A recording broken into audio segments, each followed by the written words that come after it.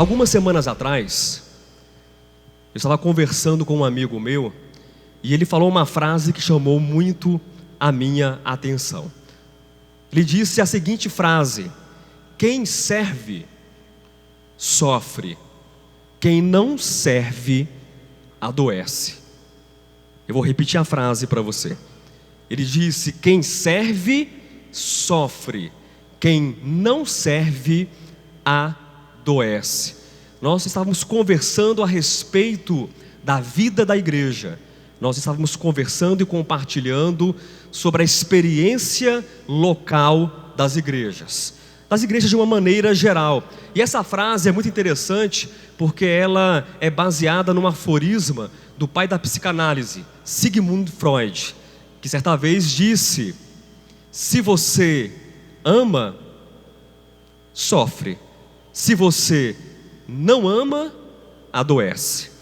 E essas duas frases, elas têm uma íntima relação do amor e do serviço. E eu quero compartilhar algo nessa noite para os irmãos a respeito do serviço e a respeito do amor. Na verdade, Deus sempre traz à tona no meu coração essa mensagem. É uma mensagem repetida, é uma mensagem que eu sempre estou trazendo aos irmãos, falando sobre o serviço a Deus e falando também sobre o amor. Mas a mensagem será ministrada de uma maneira nova nessa noite. Pastor Josué, e por que essa mensagem será ministrada de uma maneira nova nessa noite? Sabe por quê? Porque eu sou diferente. Porque você é diferente do que nós éramos há uma semana atrás, há um mês atrás, há 2 meses atrás. E embora a ideia e os textos podem até ser parecidos ou idênticos, mas a ministração sempre pode ser nova, porque nós somos pessoas novas e somos pessoas diferentes. Eu quero compartilhar com você sobre isso, sobre essa questão que é uma questão necessária, é uma questão urgente, é uma questão atual, sobre o serviço cristão, sobre o amor no serviço. E há uma relação sim, dessas duas frases, tanto de Freud, como também da frase do amigo que eu acabei de citar. Se você serve na igreja, haverá sofrimento. Não pense você que o serviço, ele não resultará em prejuízos humanos. Não pense você que o serviço na igreja, ou serviço a Deus, ou serviço ao próximo, não resultará em sofrimento. Sim, haverá sofrimento, mas aquele que não serve, ele experimenta o adoecimento. E infelizmente, amados irmãos, nós estamos enfrentando em nossos dias, em nossos tempos, uma igreja que está cada vez mais adoecida. E está cada vez mais adoecida porque não serve e porque não ama na experiência do serviço cristão.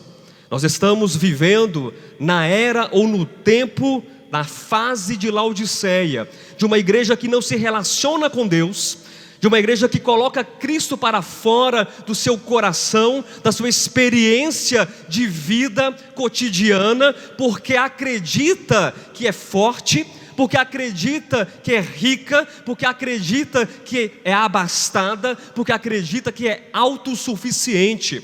Mas nós precisamos ter sempre em mente que o serviço a Deus, que o amor a Deus requer dependência, requer uma decisão de um coração que sabe que vai sofrer, que sabe que precisa abrir mão, mas está preparado, ou pelo menos está decidido pelo amor, está decidido pelo serviço cristão.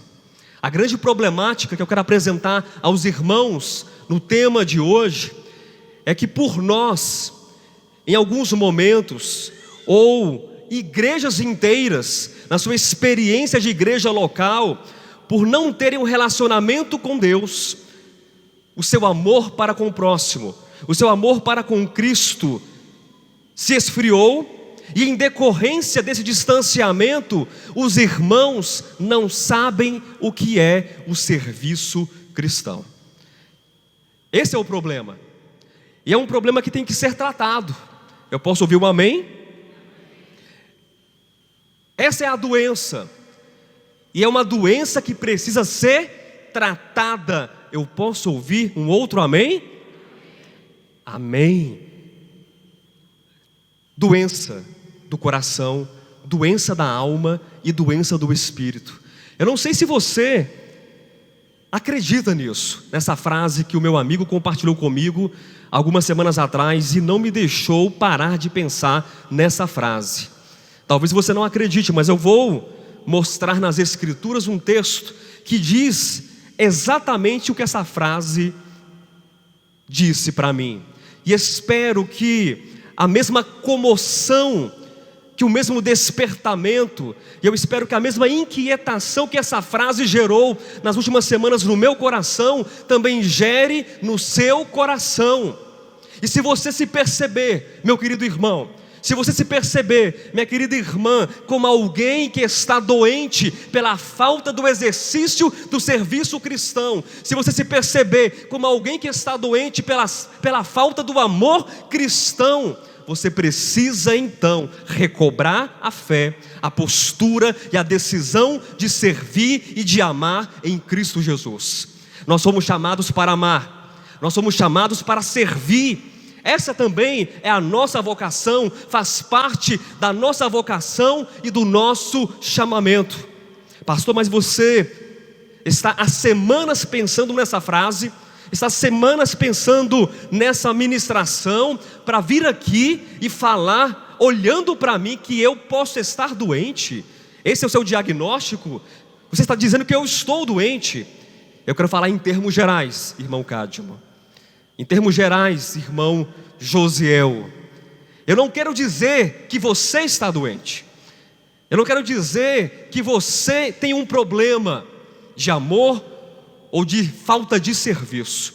Mas na medida que nós formos adentrando nessa mensagem, eu quero que você seja honesto, que você seja sincero e reflita e meça o seu coração pela palavra que está sendo ministrada, pela palavra de Cristo que está sendo exposta. E se você estiver doente, se esse for o seu diagnóstico, não se desespere, porque existe solução para a minha vida e para a sua vida. Mesmo doentes, nós podemos ser curados pelo Senhor.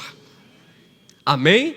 O título da mensagem dessa noite é o maior entre vós. Eu quero ler um texto que me fez extrair esse título. O tema geral ainda é a consciência crística e o tema específico é o maior entre vós. Embora no texto nós tenhamos a resposta de como deve ser esse maior, de como deve ser o meu trato para com o próximo, para com os irmãos, eu quero que você responda sinceramente a você mesmo, que você olhe para o texto, que você olhe para as Escrituras, mas que você responda para você mesmo, o maior entre vós. Por enquanto, o título tem pontinhos, pontinhos e pontinhos. O maior entre vós é quem? O maior entre vós é como? O maior entre vós faz o quê? O maior entre vós reage como? O maior entre vós, pontinhos, pontinhos, pontinhos. Cabe a você responder. Abra sua Bíblia, por favor, no Evangelho segundo Lucas, capítulo número 22, nós iremos ler do versículo 24 até o versículo de número 29.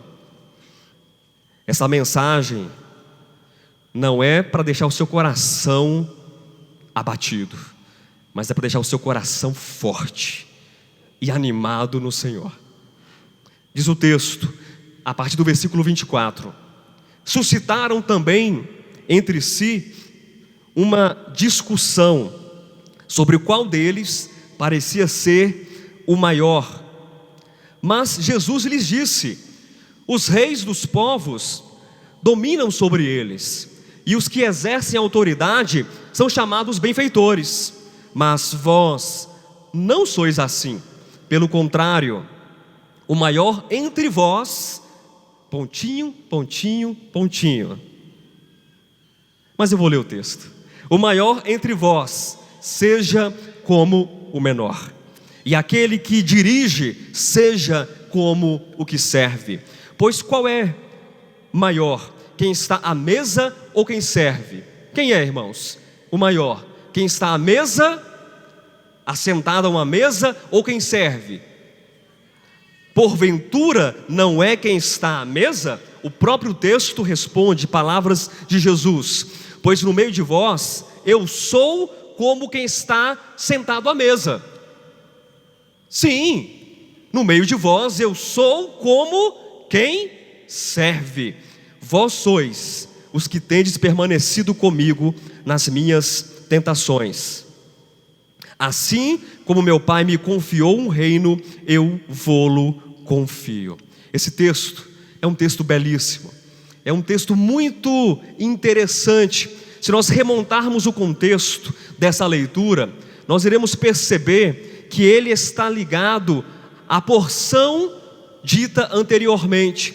A partir do versículo 19 do mesmo capítulo, os irmãos não precisam ler, apenas imaginem ou vejam esse texto na ceia do Senhor, no estabelecimento do partir do pão, ou na última Páscoa, onde Jesus diz que ele seria traído por um dos seus amigos mais próximos, um dos seus discípulos.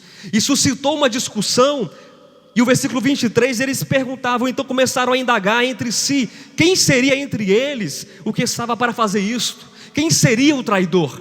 Quem seria esse desventurado homem que iria trair o mestre? É uma situação que surge, é uma questão que surge no meio do partir do pão, ali na última Páscoa de Cristo Jesus com seus discípulos. Mas uma outra questão consequente e posterior a essa surge, além dessa discussão. Eles começam a discutir entre si, os discípulos, a se perguntar, afinal de contas, quem é o maior entre nós? Quem é o maior? Você em algum momento já parou para pensar nisso? Já parou para pensar quem é o maior na igreja? Já parou para pensar quem é o maior? Se é você ou o irmão que está ao seu lado? Se é você ou o irmão que está atrás de você? Se é você ou a sua esposa, ou seu marido, ou seu filho? Nós somos, sim, tendenciosos a sempre nos perguntar quem é o melhor, quem é o sabe-tudo, quem é o mais capaz, quem é aquele que pode mais. E esse texto é um texto muito interessante, porque ele fala de um memorial. O próprio Cristo diz que quando os discípulos tivessem partindo o pão futuramente e bebendo do cálice, eles deveriam fazer isso em memória, em memorial de Cristo, do sacrifício de Cristo na cruz do Calvário. E esse texto, além de ser um texto memorial, a partir do versículo 24, também é um texto exortativo, é um texto de correção, é um texto educativo para nós. E nós precisamos entender, já a partir desse momento, que o serviço cristão, ele está fundamentado, ele está baseado no sacrifício. Não entenda, não enxergue, não espere serviço cristão sem sacrifício, sem entrega, sem doação. Cristo estava partindo o pão com seus discípulos, e este era o memorial que eles deveriam preservar sempre fresco em suas mentes e em suas memórias, e sobretudo no seu coração. E mais à frente ele educa os seus discípulos, como um pai educa os seus filhos, como eu agora há pouco também eduquei a vocês, puxando a orelha de vocês, dizendo: vocês estão conversando demais, parem de conversar, porque esse não é o caminho, essa não é a saída. Nós precisamos estar com o coração voltado para o Senhor. O texto fala de exortação e de educação. Pastor, eu não estou entendendo isso. Como assim ser educado? A palavra educação significa literalmente alguém ser conduzido para fora, eductor. Alguém que está num caminho, muito possivelmente num caminho de trevas, muito possivelmente num caminho tortuoso e sinuoso, e aí chega um mestre, chega uma autoridade, chega o discipulador, chega aquele que tem em si a capacidade, que tem em si os meios, que tem em si a sabedoria, e diz assim: vem, discípulo, aquele que não tem a luz necessária o suficiente, eu vou conduzi-lo para fora desse caminho de trevas. Eu vou conduzir você para uma outra jornada, para uma outra vereda, para um outro caminho. Mas não esqueça, nós estamos falando sobre o quê? Sobre o serviço cristão. E essa educação está baseada, eu disse agora há pouco, no sacrifício. Eu não posso pensar no serviço cristão sem pensar no sacrifício. Eles estão discutindo entre si: quem é o maior? Aquele que é mais próximo, aquele que sabe mais, é aquele que faz uma melhor exegese do texto? Quem é o maior? Quem é o melhor? Aquele que toca mais, aquele que toca melhor, aquele que toca de ouvido ou aquele que toca de partitura? Quem é o maior? Quem é o melhor? Irmãos, às vezes nós não temos a coragem de falar, mas no nosso coração esses pensamentos existem. No nosso coração esses pensamentos existem. E recobrando aqui aquilo que o Rodolfo disse, eu me vejo em alguns momentos, não é, Rodolfo? Pensando em coisas que eu não deveria pensar, fazendo coisas que eu não deveria fazer. E não é diferente na igreja. Quando somos convidados a exercitar o amor, quando somos convidados a exercitar o serviço a Deus e aos nossos irmãos. Mas há uma palavra de convite nessa noite para você, há uma palavra de direção para você e para mim, há uma palavra de exortação para você, há uma palavra de educação para você. Cristo nos corrige, dizendo: os reis dos povos dominam sobre eles, e os que exercem autoridade são chamados benfeitores. Esses são os maiores. É aquele que dá, aquele que oferece, aquele que é autoridade, aquele que pode. Mas vós não sois assim. Diga: eu não sou assim. Eu não sou assim. Você acredita nisso? Se você não acredita, não tem problema. Você será convencido não por mim. Você será convencido pelo Espírito de Deus. Será convencido pela palavra de Cristo, que nós não somos assim. E hoje, queridos, eu quero falar sobre características do serviço cristão. Também quero falar sobre características do servo de Cristo. Porque de repente você se pergunta: pastor, mas como eu vou servir? De maneira prática, de maneira evidente. Me ajude então com uma palavra que eu possa compreender, uma palavra que seja mastigável, uma palavra que seja apetecível, uma palavra que eu possa comer, devorar, mastigar e me nutrir e fazer parte de mim, enquanto servo que ama e ama servindo a Deus e aos nossos irmãos. Eu quero compartilhar dois textos, duas porções nas Escrituras que falam exatamente sobre isso, sobre características do serviço cristão e características do servo de Cristo. Quem é servo de Cristo aqui, levanta a mão. Se você é servo de Cristo, e eu acredito nisso, significa que você precisa ter essas características que eu vou compartilhar com você. Abra sua Bíblia, por favor, um pouco mais à frente, na Epístola de Paulo aos Colossenses, capítulo de número 3, a partir do versículo 12 até o versículo 17. Eu quero começar pelas características, não do serviço, quero começar pelas características do servo. Porque se você leva a sério as características do servo, você estará muito mais perto, muito mais próximo de ter também o exercício e a manifestação das características do serviço cristão. Sim ou não? Sim ou não, pessoal? Amém? Colossenses capítulo 3, a partir do versículo 12, características do servo de Cristo, até o versículo 17. Revesti-vos, pois, como eleitos de Deus, santos e amados, de ternos afetos de misericórdia, de bondade, de humildade, de mansidão, de longanimidade. Suportai-vos uns aos outros, perdoai-vos mutuamente, caso alguém tenha motivo de queixa contra outrem. Assim como o Senhor vos perdoou, assim também perdoai vós. Acima de tudo isto, porém, esteja o amor, que é o vínculo da perfeição. Seja a paz de Cristo o árbitro em vosso coração, a qual também fostes chamados em um só corpo, e sede agradecidos. Habite ricamente em vós a palavra de Cristo. Instruí-vos e aconselhai-vos mutuamente em toda a sabedoria, louvando a Deus com salmos e hinos e cânticos espirituais, com gratidão em vosso coração. E tudo o que fizerdes, seja em palavra, seja em ação, fazei-o em nome do Senhor Jesus, dando por ele graças a Deus Pai. Louvado seja o nome do Senhor. Esse texto é um texto que, à semelhança de outros textos do apóstolo Paulo, eles refletem muito bem a dinâmica da teologia paulina. E pastor Josué, qual é a dinâmica da teologia paulina? Paulo, ele escreve falando sobre a ortodoxia. Paulo, ele escreve falando sobre o caminho que devemos seguir.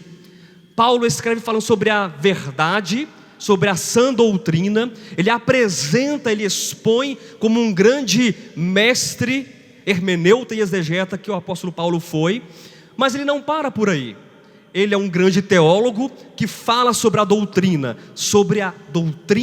correta, a ortodoxia. Mas a dinâmica paulina traz consequentemente a prática correta. Não apenas o ensinamento, mas a ortopraxia. E esse texto, ele evidencia isso. Isso é muito comum nas epístolas de Paulo. E aqui nós temos uma porção que fala sobre a prática. Uma porção que fala sobre o nosso andamento. Uma porção que fala sobre o nosso exercício de fé para com os irmãos, para com o próximo. Como deve ser o meu relacionamento na igreja. E eu conversava com alguns irmãos ultimamente, e os irmãos estão ansiando por palavras que falem sobre isso. Eu acredito que a igreja está aproveitando nessas últimas ministrações sobre a consciência crística e outras ministrações, mensagens que falem sobre a nossa prática do viver cristão. Então, se você é um desses que anseia por palavras que falem sobre a sua experiência com o irmão e com Cristo, então é um prato cheio para você nessa noite. A primeira característica do servo de Cristo, que se encontra aqui no versículo de número 12, é: revesti-vos, pois, como eleitos de Deus, santos e amados, de ternos afetos de misericórdia, de bondade, de humildade, de mansidão, de longanimidade. O servo de Cristo se reveste de Cristo. Diga amém. O servo de Cristo, ele tem uma aparência.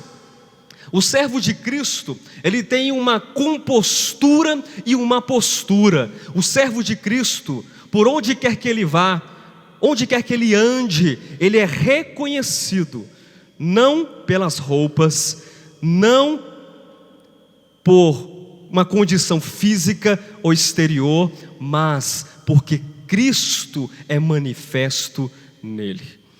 Nós dificilmente, algum de nós aqui no Brasil, nós iríamos nos parecer com um palestino do primeiro século. Muito dificilmente nós iríamos nos parecer com o Jesus Cristo histórico.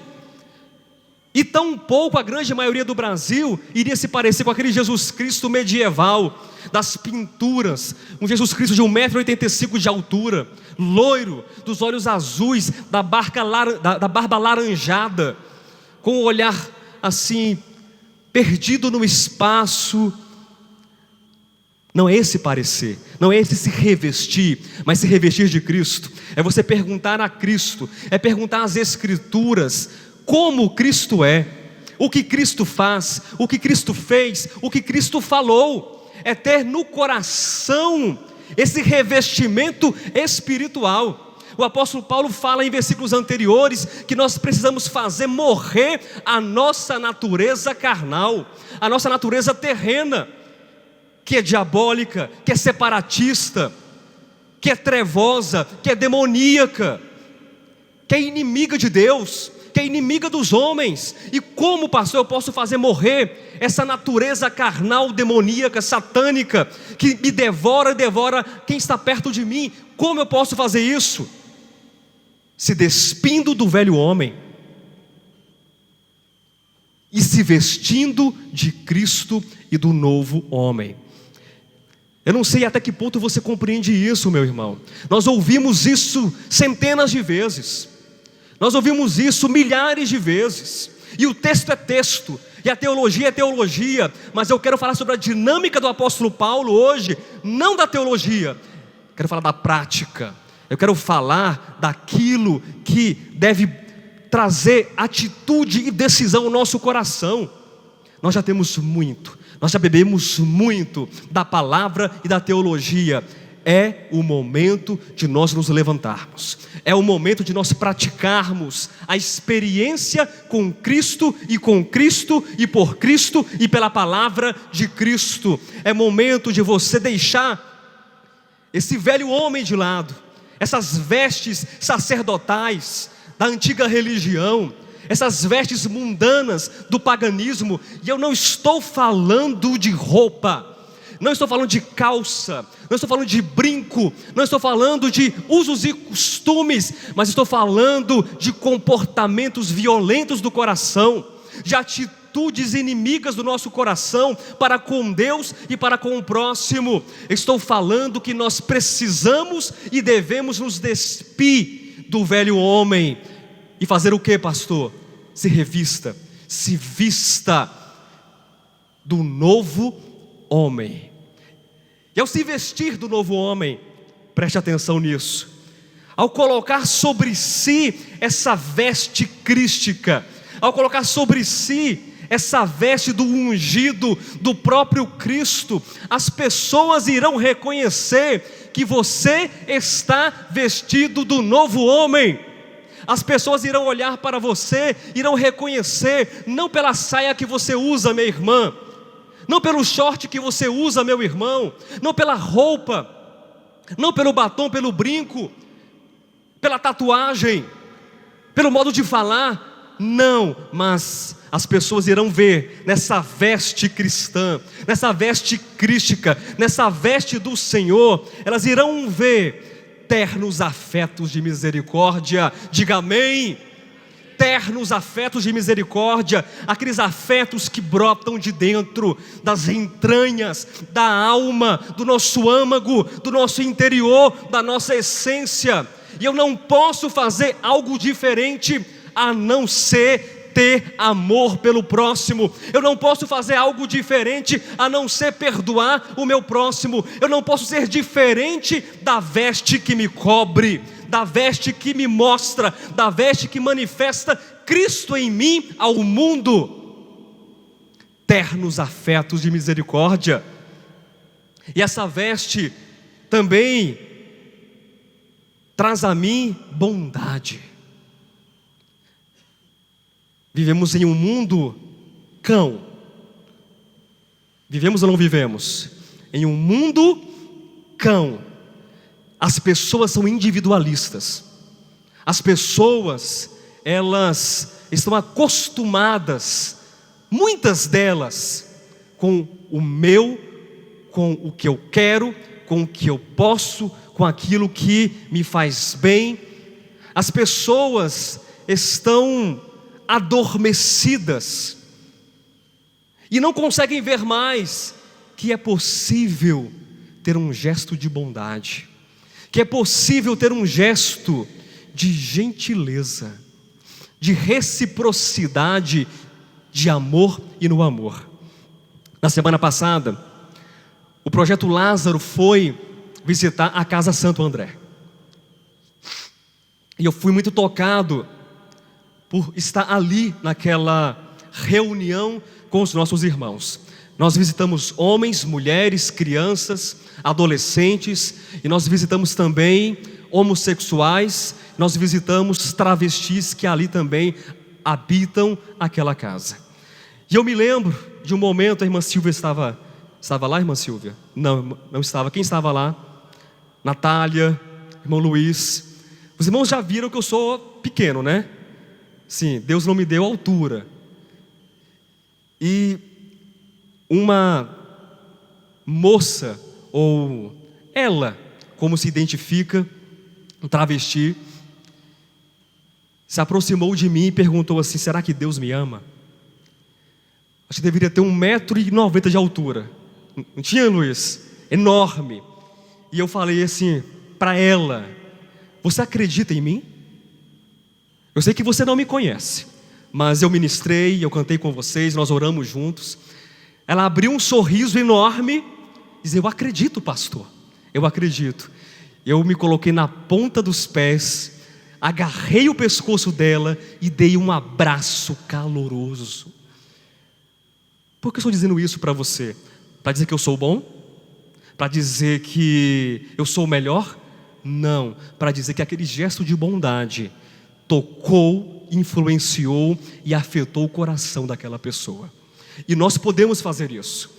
Eu sempre que vou à Casa Santo André, eu digo aos irmãos: nós estamos aqui para trazer coisas para vocês. Às vezes nós levamos shampoo, nós levamos sabonete, nós levamos macarrão, pasta de dente, nós levamos fralda descartável, nós levamos roupa, nós levamos agasalhos, nós levamos uma série de coisas, mas isso não é o mais importante. Nós queremos trazer aperto de mão, abraço, Jesus te ama, bondade, calor, fraternidade, misericórdia, porque nós estamos vestidos com as vestes de Cristo. Nós precisamos entender o nosso papel de luz, de sal, de transformação nesse mundo, meus queridos. Nós precisamos entender isso. Você está vestido de Cristo, da bondade, da humildade, da mansidão e da longanimidade. Ser humilde, ser longânimo. Essa é uma característica do servo de Cristo. Mas uma outra característica, que são muitas, eu quero ministrar essa mensagem até o final. Se eu não conseguir, os irmãos ficam até 10 horas da noite aqui comigo? Amém. Fica nada. 3 irmãos vão ficar. O Rodolfo vai ficar, a Eula e a irmã Silvia, que está rindo muito, também fica. A primeira característica, segundo o texto, nós devemos o quê? Nos vestir ou nos revestir de Cristo. Há uma segunda característica no versículo 13, suportai-vos uns aos outros, perdoai-vos mutuamente, caso alguém tenha motivo de queixa contra o trem, assim como o Senhor vos perdoou, assim também perdoai vós. Dá não, pastor, dá não. Jesus é Jesus. Para com isso, para de besteira. Dá para perdoar? Dá para perdoar. E o que eu preciso fazer para perdoar? Uma oração forte, uma campanha. O que você precisa fazer para perdoar? Perdoar. Manga. Um pé de manga produz o quê? Não escutei. Acerola, abacate. Um pé de manga produz o quê? Um pé de acerola produz o quê? E um pé de Cristo? Perdão. E um pé de Cristo? Longanimidade, afeto, generosidade. Mas como estamos falando de um fruto apenas, que é multifacetado, um fruto muito extenso, Cristo produz perdão. E o cristão produz perdão também. E olha só que interessante, o texto diz: suportai-vos. Suportar e perdoar. É fácil suportar? É fácil suportar? É difícil suportar você, irmã Líbia. Viu? Você é baixinha, mas é geniosa. Pois é, você às vezes está em casa sozinha, e aí você quer fugir de casa. Não quer? Porque você não aguenta você mesma. Não se suporta. Perdoar. Mas dá para perdoar? Dá, porque nós temos dentro de nós Cristo. Suporte os irmãos. Suporta, perdoa o irmão. Suporta, porque é melhor esse caminho do sofrimento do que o caminho da doença. Muito melhor. Servir requer sacrifício. Servir requer perdoar. Servir requer ultrapassar os limites humanos, sociais, os limites culturais nos quais nós fomos encaixotados, educados, impuseram uma mentalidade em nós e sobre nós, que você não pode perdoar, que você não pode aceitar, que você não pode, mas eu louvo a Deus por Cristo, pela palavra, pela igreja, pelos irmãos, porque nós estamos aqui diante das Escrituras que nos diz assim: suporta e perdoa o teu irmão. Muitas vezes nós iremos pensar que nós não vamos conseguir, mas se você olhar para Cristo, se você olhar para o Senhor, Ele trará força de onde você acha que não existe força. Amém?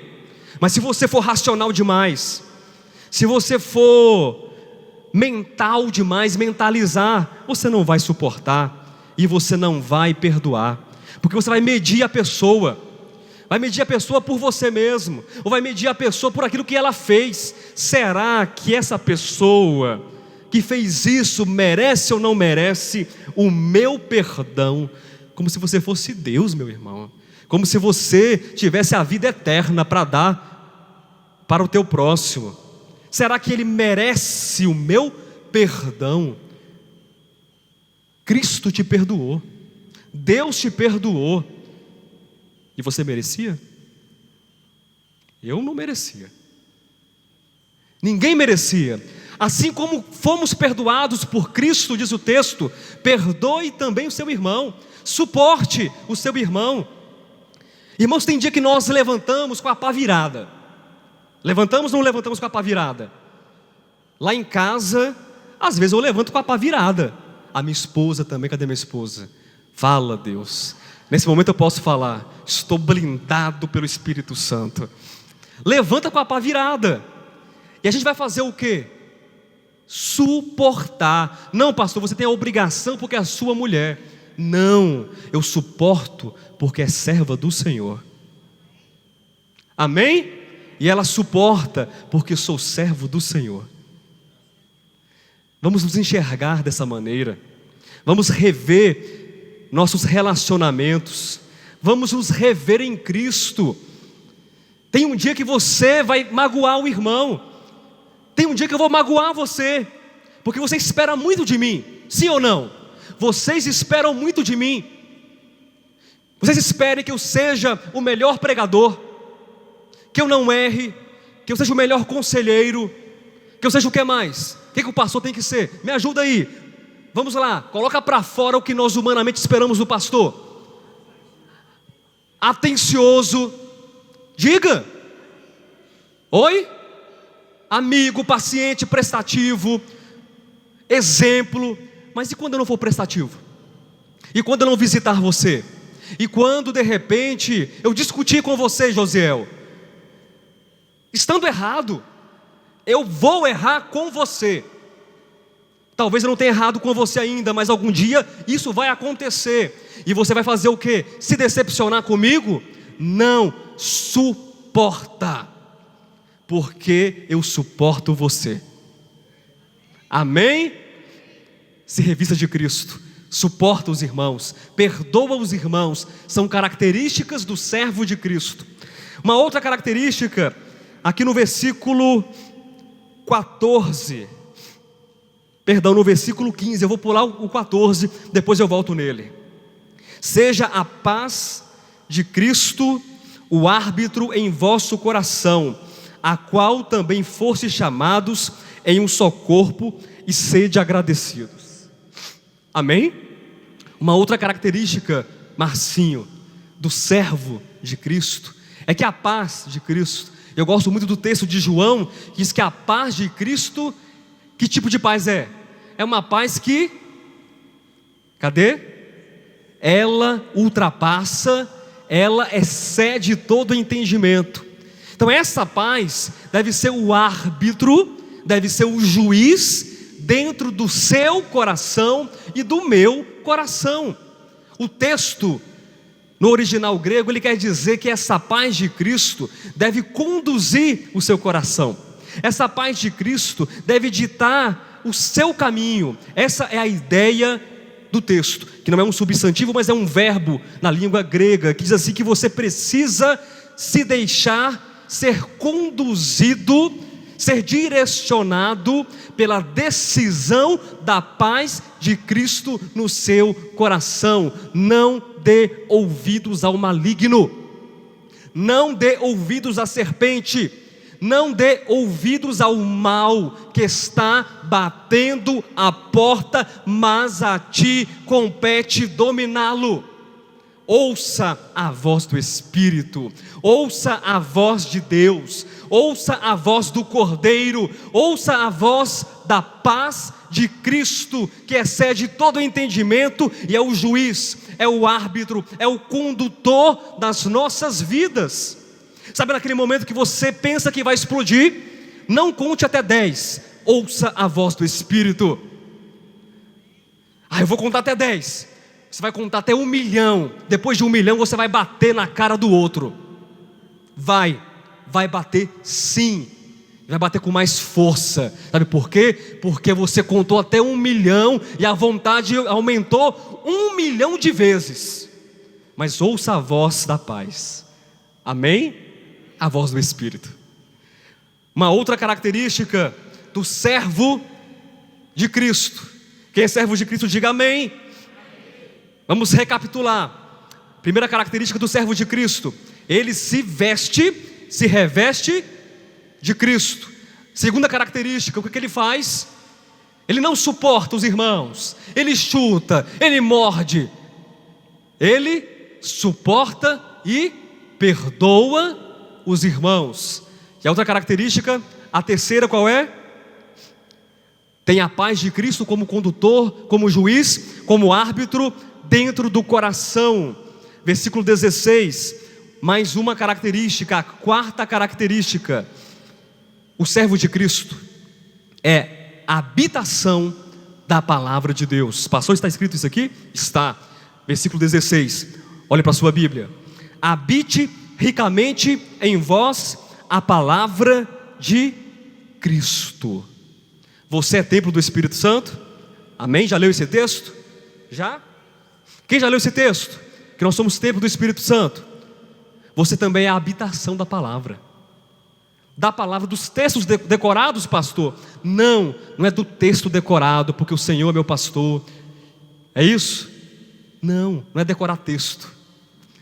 É ser a habitação do verbo. É ser a habitação do Logos. É ser a habitação da palavra de Deus, Cristo Jesus. A palavra que nos resgata, amém? A palavra que nos alimenta, amém? A palavra que nos orienta, a palavra da vida eterna, que deve ser cultivada, que deve ser no nosso coração o nosso guia, a nossa alimentação. Nós estudamos tanto, nós gastamos o nosso tempo fazendo tantas coisas e não gastamos tempo refletindo sobre a palavra. Isso é um desserviço, porque você escutar uma mensagem de domingo ou de quarta, ou rever as mensagens do nosso canal no YouTube e não refletir sobre a palavra, você está fazendo pouco. Você precisa ouvir e refletir e falar: Senhor, eu sou habitação, eu sou o templo de Deus, eu sou o templo da palavra de Deus. E a partir do momento que isso for uma realidade pulsante na sua vida, quando você falar, da sua boca para fora sairá o quê? A palavra de Cristo. Sairá a palavra de Cristo. Pastor, mas eu não consigo parar de xingar, eu não consigo parar de amaldiçoar, eu não consigo parar de gritar, eu não consigo parar disso, eu não consigo parar daquilo outro, eu não consigo. Por que você não consegue? Eu disse que a mensagem seria o quê? Prática, ortopraxia. Por que você não consegue? Porque você está permitindo ser habitação daquilo que não traz o bem. O nosso pensamento deve estar unido a Cristo. O nosso coração deve ser a habitação da palavra de Cristo. Isso vai mudar a sua vida, meu irmão. A sua trajetória de vida, o seu relacionamento, o seu modo de ver as pessoas. Nós somos a habitação da palavra. Diga amém.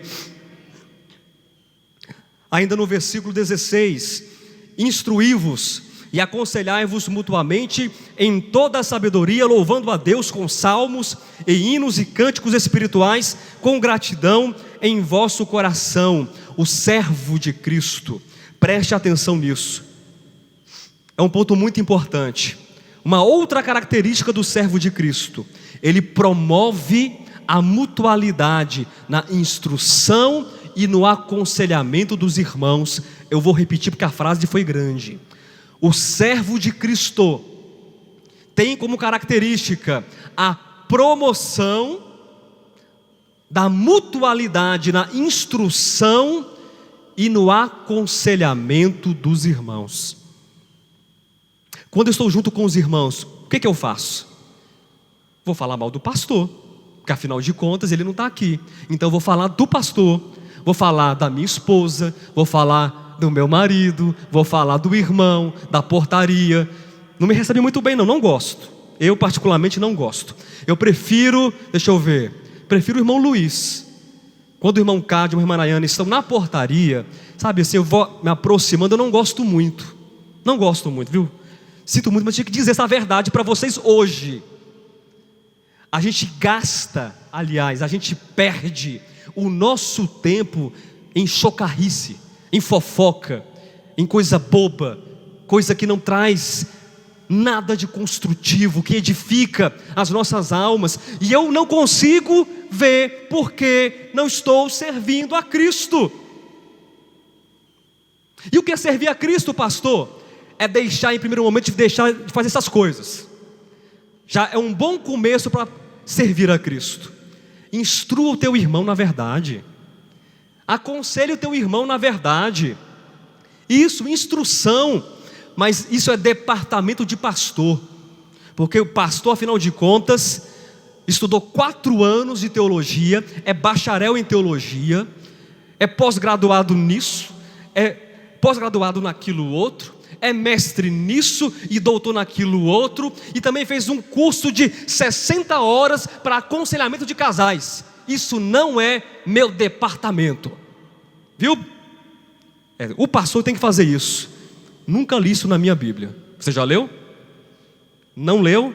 Então instrua o teu irmão na verdade e no caminho da verdade. Aconselhe o teu irmão. Aconselha, senta com ele. Se você enxergar a falha do teu irmão, não joga pedra nele não, mas orienta e aconselha em Cristo Jesus. Mas isso é dolorido demais, pastor, porque eu estou mais acostumado a apedrejar. Estou mais acostumado a apontar o erro. Estou mais acostumado a falar mal. Estou mais acostumado a dizer que você não pode, que você não é capaz, que você é um fraco, que você é um perdedor, que você não dá conta, que você canta mal, que você prega mal, que você isso, aquilo, outro, que você não recebe bem os irmãos na portaria, Cádimo. Então, estamos acostumados a fazer tudo isso. Mas que tal nos acostumarmos com outras coisas?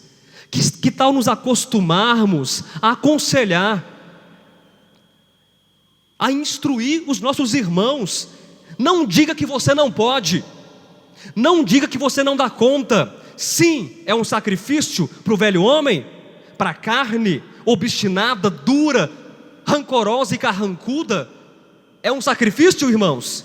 É um sacrifício. Mas eu prefiro sofrer do que estar doente.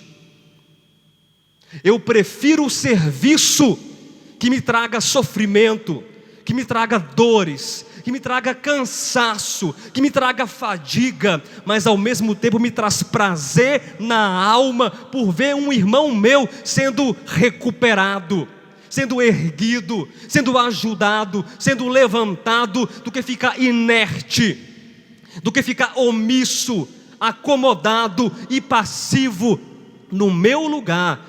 Isso é prova, isso mostra adoecimento espiritual. E eu pensei muito nessa ministração. Não pense você que eu não pensei nessa ministração. Pensei em romantizar essa ministração. Pensei em florear essa ministração. Mas eu não poderia dizer diferente. Eu não poderia falar diferente. Pastor, mas eu não concordo. Não concordo categoricamente que essa frase é verdadeira, que o Senhor disse no início da mensagem: quem serve, já esqueceram da frase, quem serve, sofre, quem não serve, adoece. Quer base bíblica para isso? Diga, eu quero. Quer base bíblica para isso? Diga, eu quero. Não quero apenas Freud, ou o seu amigo que eu nem conheço, pastor. Abra sua Bíblia, depois eu volto. Vou fazer um parêntese aqui, um recorte. Depois volto para Colossenses. João capítulo 15. A frase diz o que mesmo? Irmãos da esquerda, a frase diz o que? Quem serve, sofre. Irmãos da direita, quem não serve, adoece. João capítulo 15. Eu vou ler apenas 2 versículos. Não vou explicar o capítulo todo. Apenas 2 versículos. Versículo 5 e versículo 6. Eu sou a videira, vós os ramos. Quem permanece em mim e eu nele, esse dá muito fruto, porque sem mim nada podeis fazer. Se alguém não permanecer em mim, será lançado fora, à semelhança do ramo, e secará, e o apanham, lançam no fogo e o queimam. Pastor, entendi nada, não disse nada com nada, disse tudo, tudo. Esse texto fala sobre o que? Estar ligado a Cristo, permanecer a Cristo e o serviço em Cristo. Você é ramo de uma videira, amém? Você é ramo da videira verdadeira. O que é que uma videira ou uma parreira faz? O que ela faz? Produz. Qual o serviço dela? Produzir uvas, produzir frutos. Então o nosso serviço, ao estarmos ligados a Cristo, permanecendo em Cristo, é o que? Frutificar. E o frutificar, os irmãos sabem desse texto, é o amor. O serviço é pelo amor, é na base do amor. Mas aquele que não serve é aquele que não permanece. E aquele que não permanece é um ramo que adoece. Não está escrito isso. Em outras palavras está, ele seca. Um ramo seco é um ramo saudável ou um ramo doente? Doente. E depois de seco, ele faz o quê? É arrancado e lançado no fogo.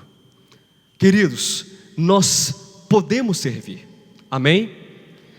Nós podemos servir. Tem muita gente que me para e pergunta como eu posso servir? Marcinho, como nós podemos servir aqui nessa igreja? Diga você, de uma maneira apenas. Professores nas salinhas, muitos professores. Irmão Ronan, como podemos servir nessa igreja? Com alimentos. Como podemos servir nessa igreja? Irmã Eula, na recepção, no estacionamento, no departamento de casais. Onde mais podemos servir? Com as crianças, com os jovens, com os projetos, com as visitas, com as ofertas. De que maneira eu posso servir? E aí, eu disse para você que você deveria se medir diante do Senhor. E pela palavra, pastor, eu não estou agindo, não estou servindo. Comece a servir. Mas fazer coisas é servir? Não. Fazer coisas não é servir. Mas nós temos aqui um ambiente saudável, propício e oportuno para servir a Deus no próximo, para servir os irmãos, para ajudar os irmãos. E você pode participar, e você pode servir. Não pergunte mais como, mas diga: eu quero fazer, eu quero participar, eu quero estar junto, servindo, porque aquele que não serve está doente. Eu não tenho outra palavra, eu não tenho um outro sentido para isso. Aquele que não serve está doente. E isso é muito sério. Isso é extremamente sério. Você compreendeu essa palavra? Amém? Vamos voltar para Colossenses. Abra sua Bíblia em Colossenses novamente, capítulo de número 3, versículo 17. Tudo o que fizerdes, seja em palavra, seja em ação, fazei-o em nome do Senhor Jesus, dando por Ele graças a Deus Pai. Tudo o que você fizer, tudo o que você falar, de que modo deve ser feito? De que modo deve ser dito? Em nome do Senhor. Irmão, isso não é jargão, isso não é frase pronta. Ah, mas eu vou em nome de Jesus, eu vou dirigir em nome de Jesus, eu vou passar num concurso em nome de Jesus, eu vou fazer em nome de Jesus. Não é isso, é algo que parte do teu coração, é algo que faz você fazer e falar e produzir e realizar em nome de Cristo, porque você está identificado com esse Senhor. Você leva em consideração a Cristo, você leva em consideração a palavra de Cristo, e você vai se acostumar a deixar de fazer tantas coisas que hoje você diz que não consegue fazer, a partir do momento que você faz e fala, age e reage movido por Cristo Jesus, o nosso Senhor. Amém? Eu quero voltar ao versículo 14, é a 7ª característica. Eu deixei para o final, mas é uma característica tão importante que eu deixei para o final. Acima de tudo isto, porém esteja o amor, que é o vínculo da perfeição. Você quer a resposta para tudo isso na sua vida? Quer se revestir de Cristo? Quer experimentar a paz de Cristo como o árbitro, o juiz no seu coração? Você quer perdoar? Você quer suportar? Você quer fazer tudo isso e outras coisas mais? De que maneira eu faço isso? Acima de todas as coisas, esteja o amor, que é o vínculo da perfeição. Amém? O amor é a saída. O amor é a solução para os meus problemas, para os teus problemas, para os males da humanidade. O amor é a medida, o amor é o medicamento, o amor é a solução que nós precisamos para as nossas vidas. Serviço cristão é sacrifício, serviço cristão é amor. Não pense que você vai servir e não vai sofrer, e não pense que você vai servir sem amor. Pastor, eu preciso do amor, é indispensável, mas eu vou sofrer muito. Essa palavra espanta demais a gente. Estou com medo de servir agora, eu estou com medo de servir. Não tenha medo, não tenha medo de servir, porque aquele que ama, mesmo sofrendo, ele sabe que o melhor é servir amando e amar servindo. Tinha um outro texto que eu queria compartilhar com os irmãos, mas eu vou deixar por aqui. O encargo foi suficiente. Iria compartilhar sobre as características do serviço cristão, mas deixa para uma próxima oportunidade. Vai dar uma mensagem só sobre as características. Hoje o que nos basta são as características do servo de Cristo. Quero compartilhar brevemente um texto. Apenas vou ler esse texto para os irmãos. Geralmente eu acabo com um filósofo, acabo com Nietzsche, com Tolstói, mas hoje eu quero encerrar com João. E quero encerrar dizendo algo muito importante para você. E se você esquecer toda essa mensagem, talvez você esqueça dos textos, esqueça da exposição, mas eu quero que você pense na frase que eu vou dizer e no texto que eu vou ler. Promete isso para mim, mesmo sem saber o que é, na confiança. Promete isso para mim, fala: eu prometo, pastor. Eu vou falar uma frase, um pensamento. Se todos servem, todos serão servidos. Amém? Preste atenção, turminha da frente. Se todos servem, beijo para você, viu? Se todos servem, todos serão servidos. Pastor, mas eu sou o maior, eu sou o mais habilitado aqui, eu sou o mais capaz, eu sou aquele que mais recebeu de Deus. Você é o mais qualificado para servir. Amém? Eu sou o que canta melhor, que toca melhor, que recebe melhor os irmãos. Eu sou. Você é tudo isso. Amém. Você é o maior. Sirva, meu irmão, aquele que é menor. Se todos servirem, todos serão servidos. Mas tem outro lado. Se poucos servirem, alguns ou muitos não serão servidos. Eu vou repetir. Se poucos servirem aqui na igreja, Andresa, se poucos servirem, alguns ou muitos não serão servidos. Tem muita gente que está esperando o seu serviço, está esperando o seu apoio, seu abraço, seu aperto de mão. Eu vou ler o texto. Se coloque de pé.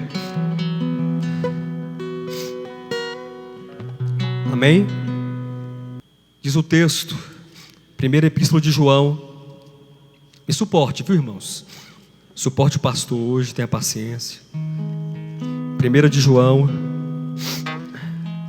capítulo de número 4,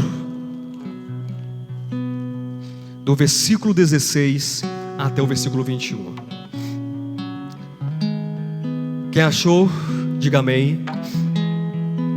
E nós conhecemos e cremos no amor que Deus tem por nós. Deus é amor, e aquele que permanece no amor permanece em Deus e Deus nele. Nisto é